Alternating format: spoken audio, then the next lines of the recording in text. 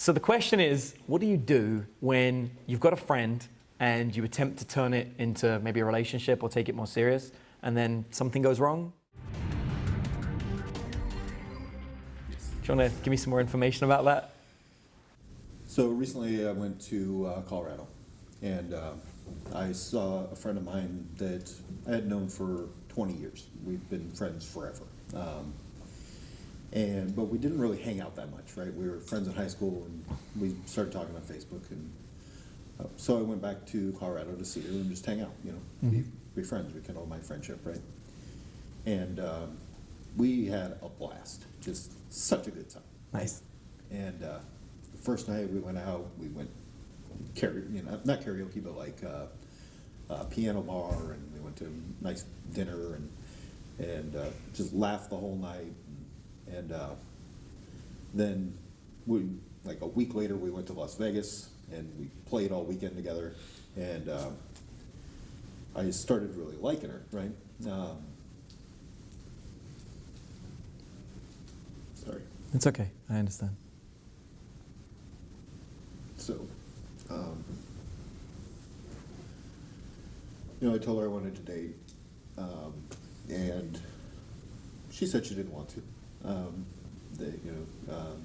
She's recently just divorced, 3 kids, and so we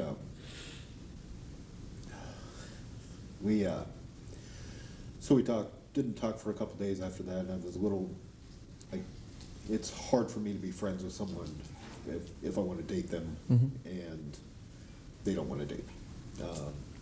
And because it just hurts, right? I understand. So a couple days later, we got together again. It was her birthday, and I was up there for her birthday as well, and then she blew me off on her birthday. But we got together the next day, hung out at her mom's house, had a little party for her, and then we hung out for the next 3 days in a row. Went to our high school reunion together, and that night, she didn't really talk to me much, which was fine. She was hanging out with her friends or whatever. I was hanging out with my friends. We crossed paths here and there. Had a good time when we did. And then at the end of the night, I thought she wanted a beer. I asked her what she was drinking, and she's like Blue Moon, whatever, right? I said, So then I ordered the beer. She was walking out of the room, and I was like, "Your beer's right here." And do you want an orange in it? She's like, "Yeah," got the orange. Then I brought the beer to her, and she says, "I didn't ask you to order that for me." And so I was like, "Okay, what the hell?" We're both super drunk, right? Open bar at the family, or at the not family reunion, at the high school reunion, right? Yeah. And then later that night, I got creepy to be straight up about it. And not intentionally, we were staying at a friend's house that evening, and we both walked downstairs. There's this huge bedroom, 2 beds, and she walked down there with me, but then just disappeared. And I figured she was just sleeping in one of the beds or whatever. And I was, 1, like I said, super drunk, and 2, I felt like she didn't trust me to sleep in the same room with me. So I went to ask her about it, and then we kind of got in a little argument over that. And then the next day, I apologized, and I got that it was creepy and that it was not cool, right? And that I made her uncomfortable. And so I apologized. She's like, "Whatever. We were drunk. It's fine." I was like, "Okay." And we didn't talk the whole ride home. A couple jokes or whatever, but then so that happened. I left, didn't hear from her for a couple days. Texted her, and I approached it again, saying, "Hey, just want to say I feel terrible about the other night." And again, she said it's fine. I was like, "Okay, well, if it's fine, then I won't approach it anymore." And asked her if she wanted to hang out again, and she just didn't respond for 24 hours. And so sent her a text like, 24 hours later, basically saying, I understand, maybe, I'll just give you some space, whatever. And she wrote me back and said that she was with her family the day before, and I was like, okay, well, do you want to hang out, right? And she said she's not gonna be able to, she's super busy, whatever. And I was like, okay, well, if you find some time and you want to hang out, hit me up. And that was the last time I talked to her, and it's been almost 3 weeks now. And I feel like I've lost my friend. First of all, I'm sorry, and I know how much that hurts. I know how tough that is. There's a lot to this. There's a lot of elements that happen. First thing I'll let you know is you can save the friendship. So let's start there. It is possible. Thank you. What you have to do, first of all, before you can save it, is you've got to solve all the problems that created that issue in the first place. And there are a number of things. We're going to start with the trigger to attraction, which is what's happened here. You've become attracted to this person, and it looks like it's one way. And one-way attraction is very tough because you have feelings and their feelings are different. And this is something that actually I spend a lot of time thinking about and helping people with, which is when you look at a given situation, it's like the whole 6-9 thing. If there was a 6 or a 9 in front of us, depending on which way it faced, we'd argue about what we were looking at. And this happens often in relationships where one person can feel love and the other one doesn't. And the person that feels love is like, how can you not feel love? I'm feeling it, it's amazing and it's incredible, but the other person doesn't. The way I always give somebody an analogy is, do you like your shoes? Like you, do you like your shoes? Yeah, you like your shoes. If someone stole your shoes from you, how would you feel? Violated? Yeah, right, you'd be upset about it. Yeah. How would the shoes feel? They wouldn't care. They don't care. Exactly. So you can love your shoes and your shoes don't love you. You can feel bad if someone took your shoes and your shoes don't care. This is exactly the same with human beings. You can care about them and they don't have to care about you. This is why people get obsessed with celebrities and they can't understand why the celebrity doesn't feel the same way about them. They don't know them, they don't have the same feeling. In your situation, what's happened is you have allowed your emotion to build towards somebody and they like you, but not in the same way. Now, there are a number of ways that we can deal with this. The first is to mitigate how much we allow ourselves to like people when we first meet them, which sounds crazy because we think we're dealing with emotions. But believe it or not, there is no such thing as the emotion of love. In fact, science has accurately calculated all the different emotions that truly exist, and love isn't one of them. We have happiness, we have sadness, we have disgust, we have anger, we have fear, we have surprise. We have a whole bunch of emotions. Love isn't there. Love, as far as anyone can tell when it comes to science, is actually a chemical within the brain. A chemical in your brain, not a chemical in theirs. Meaning, when you feel love, you feel it. As real as it can be, because it's inside your brain. The chemical is known as oxytocin. And as far as we can gather, it's triggered through great conversation, through laughter, through touch, through sex. But that's if you consider it good conversation, laughter, touch, and sex. It doesn't force it onto the other person. Meaning, they might get some oxytocin from hanging out with you, but it might not be the same amount that you're experiencing. So you get a disparity in these two levels.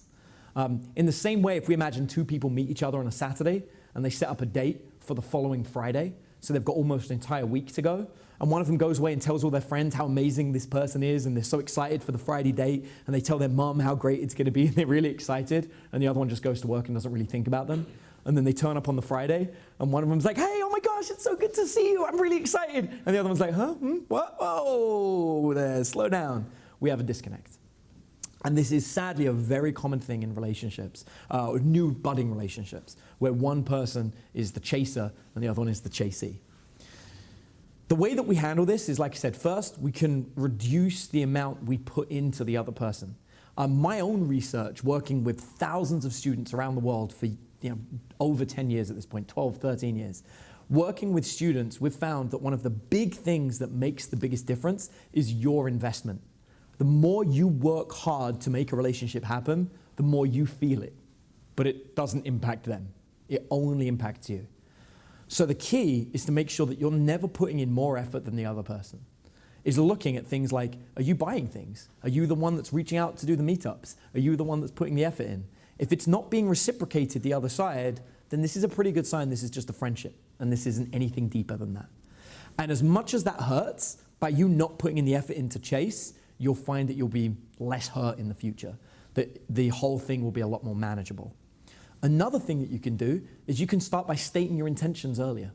Something that I tell all my students is, if you're attracted to somebody, it's really beneficial to let the other person know. You can pause in the middle of a conversation and say, hey, I'm just gonna let you know, I find you really attractive. It allows them to respond, I find you attractive too. Or to be like, thanks. And then, okay, I need to ease back here. I got to thank you. This needs to come back, right? And there's ways of saying it. You don't have to say you're really attractive. Like sometimes you can say, hey, when you smile, I really love that. Like it really brightens up your eyes. So it makes me look at you in a different way. So there are ways of wording it that are a little bit easier. But again, you want to make these statements early and fast. In this situation, you've been in a friendship with this person for 20 years, and you made some of the classic mistakes that men make. And those are forgetting the fact that you are physically bigger and stronger than this person.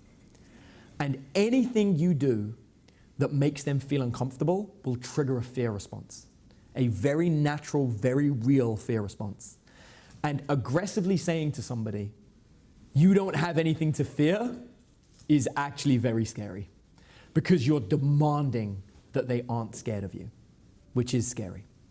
So the solution to the friendship is to say, okay, I recognize that I've made a massive mistake here. This is a serious issue, and you've got to give them space. And then the next time you reach out to them, if the friendship is what you're after saving, is reaching out to them and acknowledging everything you did wrong and saying, I get if that means that you may not want to hang out with me. I get if I've done it that badly. I need to apologize to you just for the sake of apologizing, just so you know that I recognize what I did wrong. One of the key things that came up in your story is how many times you apologized, but what I never heard was you acknowledging all the things that you actually did wrong and verbalize it. Saying to somebody, I realize that me putting you in an awkward position when I am physically bigger, and even saying to you, you have nothing to be scared of, is in essence very scary. And to say to them, I get that, that you're not attracted to me and that that's not a thing. Say, I think that I was struggling with coming to terms with it. That's not an excuse. That's just giving some insight into why I may have, thought it was okay to do what I did, and I was very wrong. And I'll tell you now that I will never put you in any position where the two of us are alone again, just so you have nothing to fear. And I'll make sure of that. And this is actually an old code that we have from East London, which is in East London, the men will often not allow themselves to be alone with a woman they're not in a relationship with or they're not trying to be in a relationship with. What this does is it gives some added security to the woman, so she always knows there's somebody around. And the guys nowadays also tell you it gives them added security as well, because it means they can never be accused of doing something they didn't actually do. You're essentially always with somebody else. And this old school code I found is really valid nowadays, because it makes the other person feel safe too. They don't ever have to fear. And by applying a small little code like that for this specific relationship, you'll always make sure they feel okay. And it means you can still have a friend. You can still go and watch movies. You can still do all these great things.